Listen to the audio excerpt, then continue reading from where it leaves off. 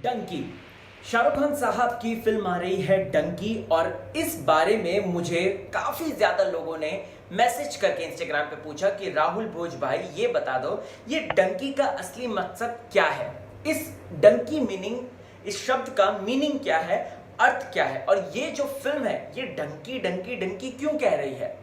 आइए इस वीडियो में आपको डिटेल में समझाता हूं कि आखिरकार डंकी का क्या मकसद है, क्या मीनिंग है, और प्लस राजकुमार हिरानी साहब का क्या लॉजिक है इस शब्द को लेकर।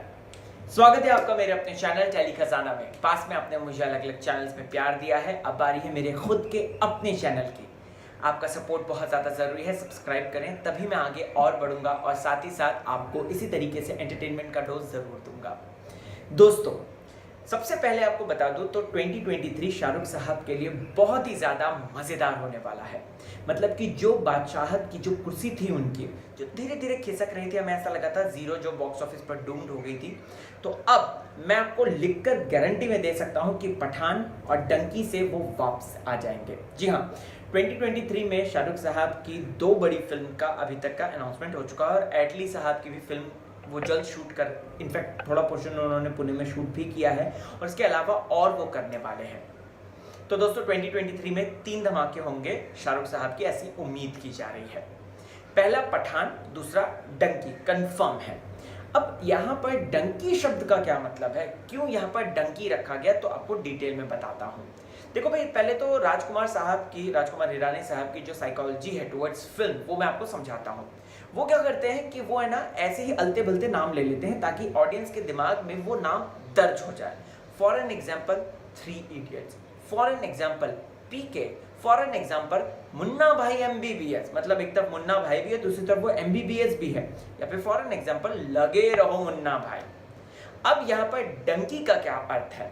एक्चुअल में ये डंकी वंकी कुछ नहीं है, ये डोंकी फ्लाइट है। जी हाँ दोस्तों, डोंकी फ्लाइट एक वो कॉन्सेप्ट है जो कि अक्सर हम सुनते हैं, समझते हैं, देखते हैं। ये जो कहानी होने वाली है ये एक ऐसे हिंदुस्तानी लड़के की होने वाली है जो कि डोंकी फ्लाइट में चढ़कर पहुंचेगा अपने डेस्टिनेशन तक। लेकिन यहाँ पर एक ट्विस्ट है, वो डायरेक्ट नहीं जाएगा, वो जो है इधर से उधर मूव करके जाएगा। फॉर एन एग्जाम्पल, अगर आप इंडियन सिटीजन हैं और आपको कनाडा जाना है, और उसके लिए सीधा फ्लाइट भी है, लेकिन जिनके पास पासपोर्ट नहीं है, पैसा नहीं है वहाँ तक पहुँचने का, तो कुछ ऐसे जुगाड़ भी होते हैं, डोंकी फ्लाइट्स भी होती हैं, जो कि फॉर एग्जांपल कि इंडिया से पहले वो जाएंगे किसी गल्फ कंट्री, मान लीजिए घाना, सोमालिया या दुबई चले जाएंगे, फिर वहाँ से वो जाएंगे स्विट्ज़रलैंड, पेरिस, फिर वहाँ से वो जाएंगे इंग्लैंड, और फिर उसके बाद वहाँ से वो जाएंगे कनाडा। तो समझे, ऐसे ये होती है डोंकी फ्लाइट, और इसी कॉन्सेप्ट पर फिल्म बेस्ड भी है। और ये बात दोस्तों पहले भी, इनफैक्ट वीरेंद्र सहवाग का एक इंटरव्यू है सोशल मीडिया पे, अगर आपने नहीं देखा तो मैं आपको बता दूं, तो उसमें भी उन्होंने कुछ ऐसी ही बात का जिक्र किया है। अब इसी बात को लेकर फिल्म आ रही है, और फिल्म की रिलीज डेट भी सामने आ गई है। मैं बहुत ज़्यादा एक्साइटेड हूँ। आप लोग हैं कि नहीं?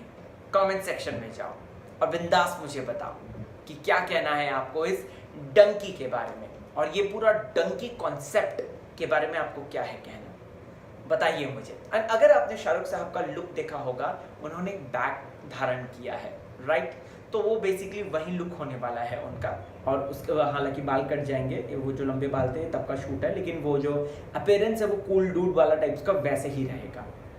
तो यस, और हाँ, अगर आपने डंकी को देखा होगा, जब वो मिट्टी से ऐसे करके उठता है, उसके ऊपर से फ्लाइट जाने की आवाज़ भी आती है, और फ्लाइट की परछाई भी आती है।